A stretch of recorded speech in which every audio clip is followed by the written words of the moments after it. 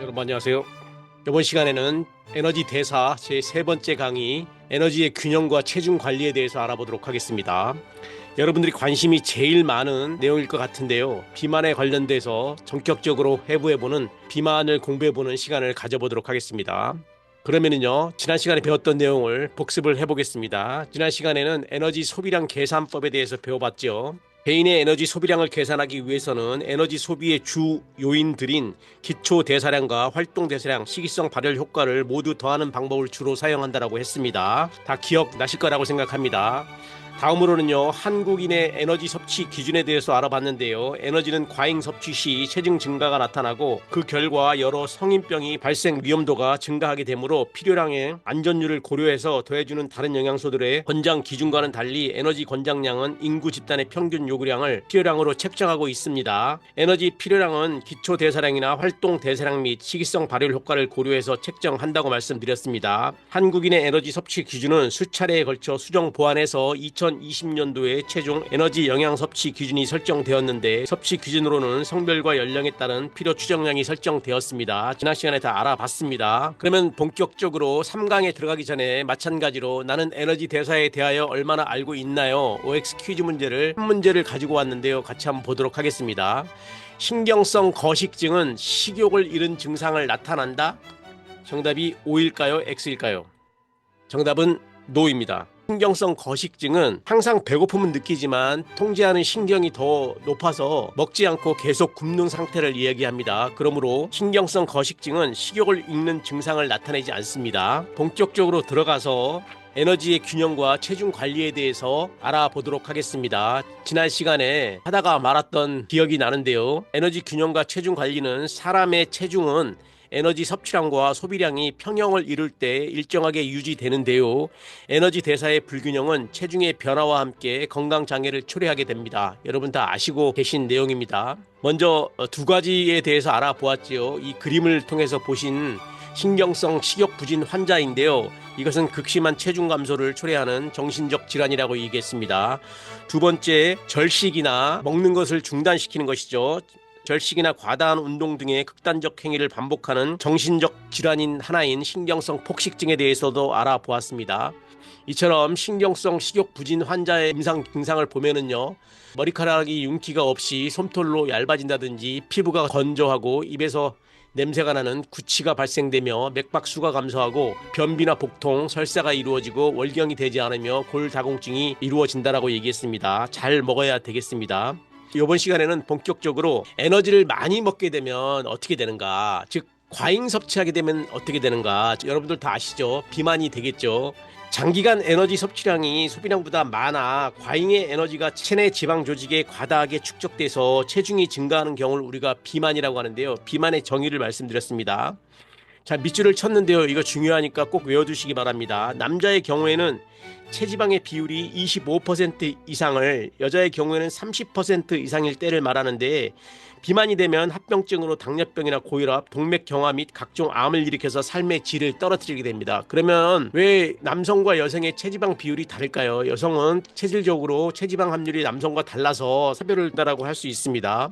그러면은요, 비만이 어떨 때 판정이 되는지 본격적으로 알아보도록 하겠습니다. 비만은 단순히 체중이 많이 나가는 것이 아니고 몸에 지방이 많이 쌓여 여러 가지 합병증을 일으키는 것을 말합니다. 운동으로 인해 근육량이 증가하여 체중이 많아지는 많이 나가는 과체중의 경우는 우리는 비만이라고 하지 않죠. 강호동 씨나 이만기 선수를 몸무게가 많이 나간다 그래가지고 비만이라고 하지 않는 이유는 비만의 판정에는 신체 지수와 체질량 지수, 체지방 측정법 및 지방 조직의 분포 조사 등을 면밀히 따져서 비만을 판정하게 됩니다. 그러면은요, 비만이 만병의 근원이라고 그러는 이 비만에 대한 정의를 설명을 아주 잘한 영상이 있어서 황성수 TV에 비만은 병입니다라고 하는 주제를 4분짜리 가지고 왔는데요. 의사 선생님으로 제가 즐겨보는 영상 중에 하나인데 같이 한번 보고 넘어가도록 하겠습니다. 같이 한번 보시죠.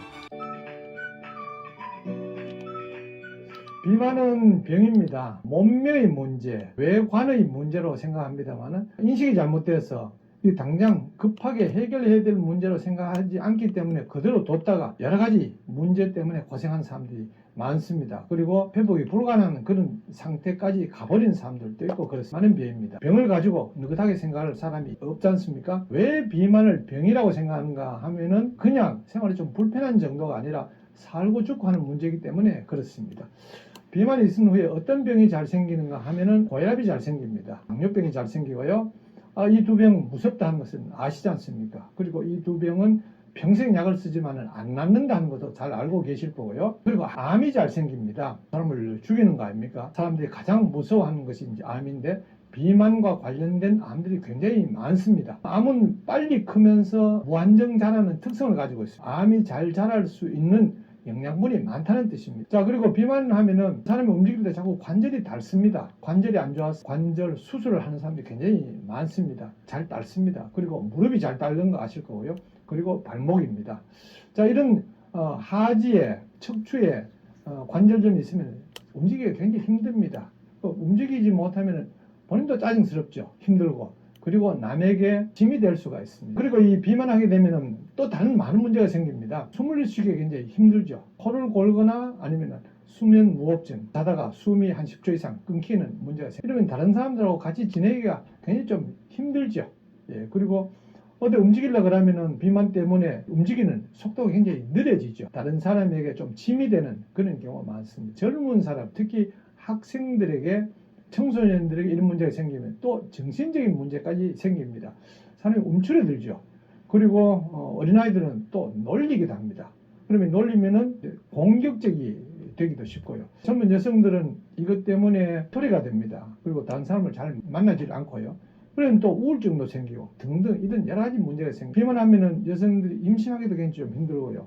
임신했을 때 난산할 가능성도 많습니다. 그래서 이 비만이라는 것은 이런 많은 문제들을 파생시키기 때문에 이게 보통 문제가 아닙니다. 결코 외모의 문제가 아니라 심각한 병이라는 인식을 가져야 될 것입니다. 예, 만병의 근원인 이 비만에 대한 설명 잘 들었습니다. 여러분들 비만되지 않도록 체중 관리 잘 해주시기 바랍니다. 그러면 에너지 균형, 비만이 되지 않기 위해서 에너지 균형이 어떻게 이루어지는지 여러분 다 아시고 계시는 내용인데 그림을 통해서 쉽게 이해하도록 하겠습니다. 우리가 체중이 증가하는 이유는요, 에너지 소비보다 에너지 섭취가 많기 때문에 체지방으로 축적된 지방이 붙음으로써 과체중이 되는 거죠. 반대로 에너지 소비량이 에너지 섭취보다 많으면 체중이 감량이 되는 상황이 벌어지겠죠. 그래서 무엇보다도 우리는 에너지 섭취와 에너지 소비를 균등하게 맞추는 적정 체중을 유지하는 것이 좋다라고 할 수가 있습니다. 제가 아까요, 비만의 판정에는 신체 지수와 체질량 지수, 체지방 측정법 및 지방 조직의 분포 조사에 의해서 판정을 한다라고 얘기했는데요. 그러면 비만 판정법에 대해서 알아보도록 하겠습니다. 이것은 신체 지수와 체질량 지수, 총 지방 측정법이라든지 체지방의 분포, 즉 허리 둘레를 구하는 방법을 표로 설명한 것입니다. 여기에 대한 비만의 판정 기준은 엄밀하게 정량적으로 잘 정해져 있습니다. 자, 우리가 가장 많이 사용하고 있는 것은 한 장에 100을 빼서 곱하기 0.9를 하는 방법을 우리가 신체 지수라고 하고, 여기에 판정 기준은 경증, 중증, 고도 비만 이렇게 나눕니다. 나오게 되겠죠. 우리가 가장 많이 사용하는 비만의 판정법에서는 체질량 지수인데요. 이건 다른 말로 BMI입니다. BMI는 더 이상 지식이 아닌 일반 상식입니다. 일반적으로 다 BMI 하는데요. 이것은 체질량 지수를 이야기하는 약자이고요. 이것은 간단하게 체중을 신장의 제곱으로 나누는 방법인데 그 결과치가 25에서 30이면 경증, 중증은 30에서 35, 고도 비만은 35에서 40을 나타납니다. 세 번째는 총 체지방 측정법인데요. 이것은 측정기로 피부 두 겹 집기의 두께를 재서 생체 전기 저항 분석법에 의해서 남자가 25% 이상이면 여성이 체중의 30% 이상이면 비만을 판정합니다. 마지막으로 복부 비만을 측정하는 체지방 분포에는요, 허리둘레가 남자가 90cm 이상이거나 여자가 85cm 이상이면 비만을 판정합니다. 말씀드렸듯이 네 가지 비만의 판정법 중에서 가장 많이 사용하고 있는 것은 체질량 지수인데요. 가장 간단하고 쉽게 구할 수 있기 때문에 여러분들도 이 방법을 활용해서 본인이 비만인지 아닌지의 유무를 판단해 보시기 바랍니다. 그러면은 BMI 구하는 방법을 저의 몸무게나 키를 공개해서 같이 한번 구해보는 방법을 알아보도록 하겠습니다. 이것은 말씀드렸듯이 체질량 지수로서요, 체중을 신장으로 나누는 것인데요. 저는 몸무게가 62kg이고 키가 162cm로 작은데요. 62를 나누는데 제곱 밑에니까 곱하기 0.02를 해서 1.62 곱하기 1.62 제곱이니까 두 번을 하고 이 결과치가 2.63이 나옵니다. 그러면 결과치가 나온 2.63을 몸무게인 62로 나누면 결과가 23.58이 나옵니다. 23.58이 어떠한 수치를 가지고 있는지 앞에 내용을 봐서 판정 기준을 보도록 하겠습니다. 23.58이니까 경증 비만이 25에서 30이니까 정상의 수치라는 것을 알 수가 있습니다. 여러분들도 쉽게 계산이 가능하니까 체질량 지수, 즉 BMI를 꼭 한번 구하고 구하는 방법을 익히셔서 삶의 질을 관리하는 데 사용하시기 바랍니다. 이처럼 신체 지수는 비만 판정에 가장 쉽게 사용되는 방법으로 자신의 신장에 적합한 표준 체중과 자신의 현재 체중을 비교해서 비만도를 결정하는 방법으로서 가장 많이 활용하고 있는 방법입니다. 두 번째 체질량 지수인은요, 비만 판정에 가장 널리 사용되고 있는 방법으로 체중을 신장 제곱으로 나누어 구하는데요. WHO에서는 체질량 지수가 20에서 24.9를 정상으로 하고 25에서 30을 과체중으로 30의 이상을 비만으로 판정하였습니다. 그러나 아시아인의 경우에는 우리 대한민국도 아시아인이죠. 이 경우에는 체질량 지수가 18.5에서 22.9를 정상으로 25 이상을 비만으로 판정합니다. 방금 산정한 제가 23.58이니까 25 미만이니까 정상이라고 판정할 수 있겠습니다. 비만 판정법 잘 한번 기억해 두시고요. 다음으로 체질량 측정법은요, 피하 지방을 2개나 이 갤리퍼라고 하는 기계로 복부나 상완, 허벅지 등을 측정해서 기준치와 비교하는 방법인데요. 마찬가지로 전기 저항법이 있어서 동사무소 같은 데 가보시면 양말을 벗고 올라가서 체질량을 재는 기계가 있을 텐데 16절제 한 장으로 쭉 나오죠. 체내에 지방이 많으면 전류가 흐르기 어려워서 전기 저항이 높아진다는 원리를 이용해서 비만을 판정하는 방법입니다. 마지막으로 체지방 분포인데요. 남자는 허리, 엉덩이 비율이 0.95 이상일 때, 여자는 0.85 이상일 때 복부 비만이라고 판정합니다. 복부 비만인 경우는 당뇨병과 고혈압, 동맥경화 등의 합병증을 발생하기 때문에 주의하셔야 합니다. 그림 6-2에서 보면은요, 체질량 지수에 따른 사망 위험률을 WHO 세계보건기구에서 서양 사람을 기준으로 해서 정했는데요. 오른쪽이 신체 체질량 지수입니다. 15, 20, 25, 30. 제가 22점이니까 여기 정상 기준에 바람직한 직군에 들어 있고요. 왼쪽에는 이제 사망률인데 이 체질량 지수가 높아질수록 오른쪽으로 사망률이 높아진다는 것을 알 수가 있습니다. 가장 바람직한 군은 체질량 지수 20에서 25 사이입니다. 여러분도 간단한 계산법에 의해서 체질량 지수를 꼭 한번 알아봐 주시기 바랍니다. 그림 6-13은요, 피하 지방과 내장 지방을 그림으로 그려놓은 것인데요. 우리가 이제 피하 지방과 내장 지방이 많고 적음에 따라서 허리의 두께가 달라질 수가 있죠. 그래서 허리가 얇은 사람은 피하 지방과 내장 지방이 당연히 없을 거고, 허리가 두꺼운 사람은 비만으로 판정될 수 있는 확률이 높습니다. 그래서 남자 90cm, 여자를 85cm로 비만을 판정한다고 얘기했습니다. 이처럼 피하 지방의 두께는 갤러퍼로 복부, 상완, 허벅지 등을 측정해서 기준치와 비교하여서 판정하는데요. 이 방법은 측정상의 오차가 있을 수 있고 내장 지방은 측정하기 어려운 단점이 있습니다. 전기 저항법은 체내에 지방이 많으면 전류가 흐르기 어려워 전기 저항이 높아진다는 원리를 이용하여 체지방을 측정하는 방법으로 최근 가장 많이 사용하고 있는 비만 판정법입니다. 저희 학교에도 학생 보건실에 가보면은 전기 저항법에 의해서 비만 판정하는 방법이 있으니까 꼭 한번 해보시기 바랍니다. 허리 둘레를 측정해서 비만을 판정하는 방법은 아까 설명드렸고요. 비만의 에너지 과잉 섭취의 두 번째, 비만의 분류에 대해서 알아보도록 하겠습니다. 흔히 쉽게 그림에서 보는 것처럼 하체 비만인 여성형과 상체 비만인 남성형으로 나눌 수 있는데요. 지방 분포가 주로 상반신에 축적된 경우에는 남성형 비만 또는 상체 비만이라고도 하며, 주로 허벅지에 축적된 경우를 우리는 여성형 비만 또는 하체 비만으로 분류합니다. 비만에 의한 합병증으로는 당뇨병이나 고지혈증 등은 남성형 비만인 복부 비만에서 주로 나타나는데, 이 경우에 주로 내장 주위에 지방세포가 쌓여있기 때문입니다. 두 번째는요, 지방세포 형태에 따른 분류입니다. 유전성 비만인 경우에는 정상인보다 지방세포 수가 월등히 많고 생애 주기 중 소화기, 사춘기, 임신 후반기, 수유기 등에는 지방세포의 수가 증가할 수 있는데 이때를 제외하고는 과잉 섭취된 에너지는 지방세포의 크기를 증대시키기는 하나 세포 수를 증가시키지는 않습니다. 그러므로 성장기에 과식이나 운동 부족 등으로 인해서 소화 비만이 되면 지방세포의 수가 늘어나게 돼서 성인 이후에도 정상화시키는 것이 어려우므로 주의해야 합니다. 지방세포의 수가 증가하는 경우에는 지방세포 증식형 비만이라고 하고 지방세포의 크기가 증가한 경우를 지방세포 비대형 비만이라고 합니다. 그러면 여러분들의 제일 관심사가 많은 비만과 관련된 건강 문제에 대해서 알아보도록 하겠습니다. 체지방이 많은 사람은 정상인에 비해서 고혈압이나 당뇨병, 암, 관절염, 담낭 질환, 호흡기 장애 등 다양한 질병을 일으킬 위험이 매우 높습니다. 그러므로 정상 체중을 유지하는 것이 건강을 지키는 중요한 요인이라는 걸 명심해 두시기 바랍니다. 표 6-10에서 보면은요, 비만과 성인병의 발생률과의 관계를 알기 쉽게 정리하여 보았는데요. 우리가 만성 질환이라고 할 수 있는 당뇨병과 심근장애, 고혈압, 동맥경화도 비만인 사람이 정상 체중인 사람에 비해서 발생 확률이 높다라는 것을 알 수가 있습니다. 예를 들어서 이 당뇨병의 경우에는 정상적인 사람을 8이라고 봤을 때 비만인 사람은 그 2배인 17%가 걸린다는 연구의 결과가 있고요. 마른 사람은 적은 5%입니다. 두 번째, 심근장애도 마찬가지고요. 고혈압도 정상 체중인 사람은 35%지만 비만인 사람은 58%, 마른 사람도 39%를 차지합니다. 마지막으로 이 동맥의 경화는요, 정상 체중인 사람은 21%를 보이는 반면에 비만인 사람은 27%, 마른 사람은 8%입니다.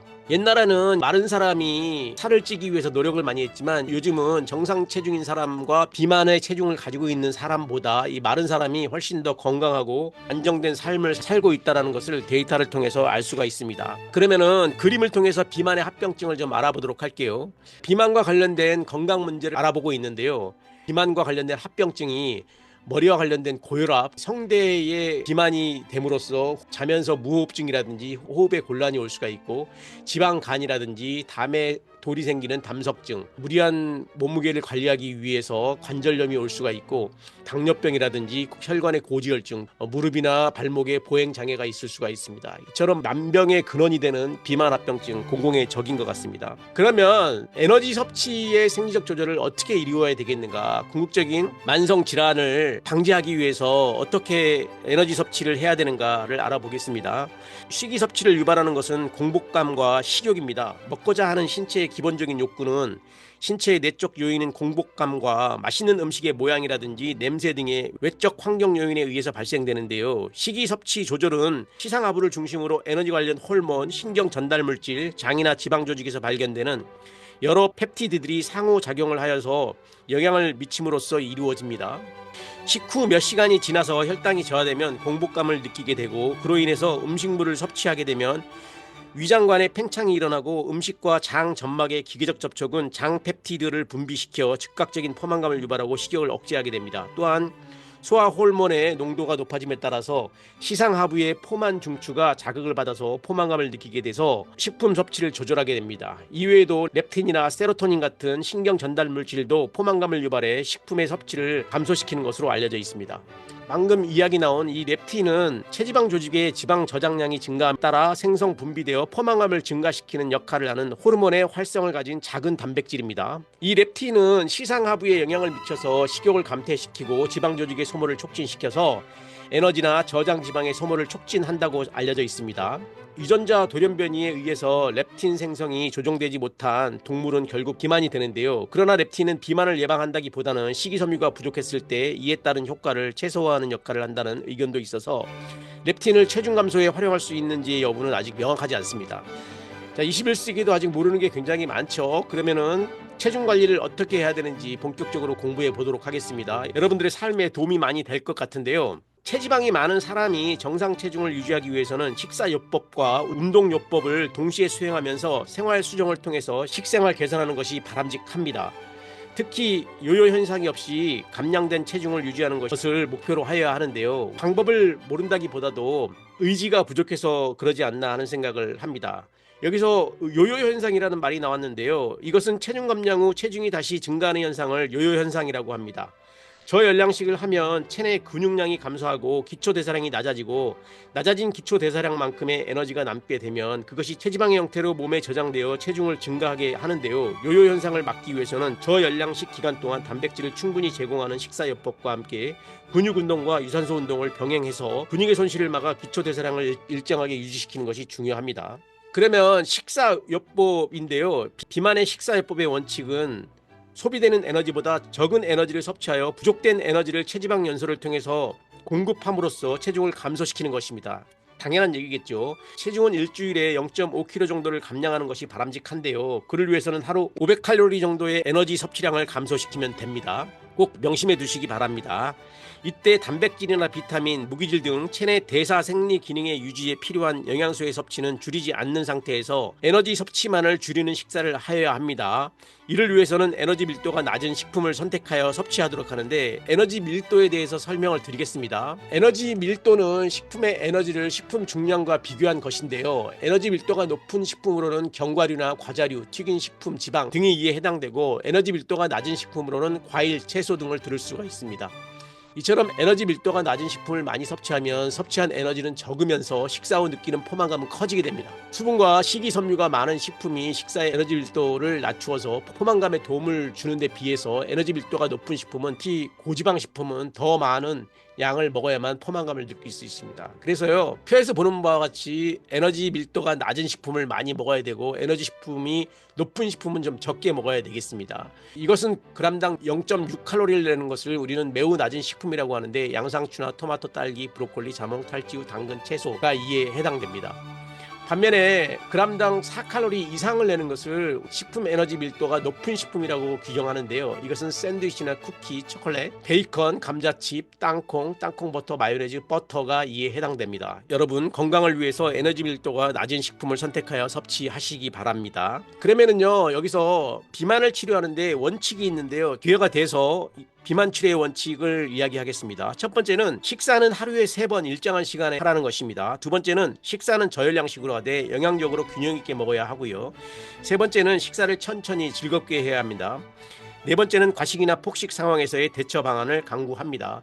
소화제를 먹는다든지 오바이트하는 방법도 그 방법 중에 하나이겠습니다. 다섯 번째는 자신에게 맞는 운동을 하는데 꾸준히 해야 되고요. 여섯 번째는 일상생활 속에서도 활동량을 높여야 합니다. 마지막 일곱 번째는 규칙적인 생활을 하는 것입니다. 이처럼 비만 치료의 원칙은요, 여러분들도 다 알고 있는 내용이지만 어떻게 의지를 가지고 꾸준히 하느냐가 이 비만의 여부에 달려있다고 할 수 있겠습니다. 이어서요, 비만 치료 시 운동요법의 필요성을 알아볼게요. 비만 치료 시 운동요법의 필요성은 소비 에너지를 증가시키고 체지방을 감소시키며 심장과 폐의 기능을 튼튼히 하고 심리적 스트레스를 해소시키며 근육의 손실을 막고 기초대사량을 유지하고 규칙적인 생활 습관이 생깁니다. 그래서 비만 치료 시 운동요법을 같이 병행해서 하는 것이 중요하다고 할 수 있습니다. 그러면은 운동요법에 대해서 알아볼게요. 체중 조절을 하기 위해서는 적당한 강도의 유산소 운동을 일주일에 최소한 3번 이상 일정한 간격으로 규칙적으로 하는 것이 좋습니다. 운동을 시작한 후 20분 이상부터 본격적으로 체지방이 연소되므로 운동은 20분 이상을 하여야 체지방을 소모하는 효과를 볼 수 있습니다. 자, 명심하시기 바랍니다. 5분 했다가 쉬고 10분 했다가 쉬는 것이 아니라 최소한 운동을 시작하게 되면 최소한 20분 이상 꾸준하게 해야지 체지방이 소모하는 효과를 볼 수 있다는 것입니다. 그러면은 세 번째로 행동 수정의 요법입니다. 비만을 유도하는 습관을 고치기 위해서는 우선 문제가 되는 행동이 무엇인가 규명하고 과식을 피하기 위해서 섭취를 자극하는 요인을 조절하는 것이 필요하겠습니다. 바람직한 행동을 하는 경우에는 보상을 하는 것도 좋은 방법입니다. 네 번째로는 약물 요법인데요. 체질량 지수, 즉 BMI가 30 이상일 때 또는 27 이상이지만 다른 위험 요인이 있을 때 의사의 처방에 의해서 약물요법을 추가로 병행하는 것이 좋습니다. 여기서 비만 치료제는요, 체중 감소를 위해서 의사의 처방하에 약물을 복용하는 경우가 있는데요. 식품 흡수 억제제인 제니칼에 대해서 얘기를 하려고 합니다. 여러분, 제니칼에 대해서 들어보셨는지 모르겠는데요. 이 제니칼은 경구용 지질 흡수 억제제로서 지질 분해 효소의 기능을 억제하여 지질이 소화 흡수되지 못하게 해서 지방을 몸 밖으로 배출하는 작용을 합니다. 섭취한 지질이 30% 정도가 소화되지 못한 채 폐 창자 안에 쌓여 있다가 대변과 함께 배설되는 원리로서의 비만을 치료하는 약재입니다. 이 제니칼은 지질 흡수를 차단하기 때문에 지방변을 보게 되고요. 지용성인 비타민 A, D, E, K나 베타카로틴도 흡수되지 못하므로 비타민을 따로 보충해야 됩니다. 될 수 있으면 비만 치료제 같은 것은 사용하지 않고 본인의 의지로 비만을 해결할 수 있도록 했으면 하는 바람입니다. 마지막으로는요, 정말 극단적인 표현인데 절대 하지 말아야 될 수술요법에 대해서 이야기하겠습니다. 극도의 비만으로 건강상 매우 위험이 있는 경우 위의 용량을 줄이는 위성형술, 위절제술, 풍선, 삽입술 등과 흡수를 감소시키기 위해서 장의 일부를 절제하거나 우회하도록 하는 수술이 행해지는데요. 이런 일은 절대 없어야 되겠습니다.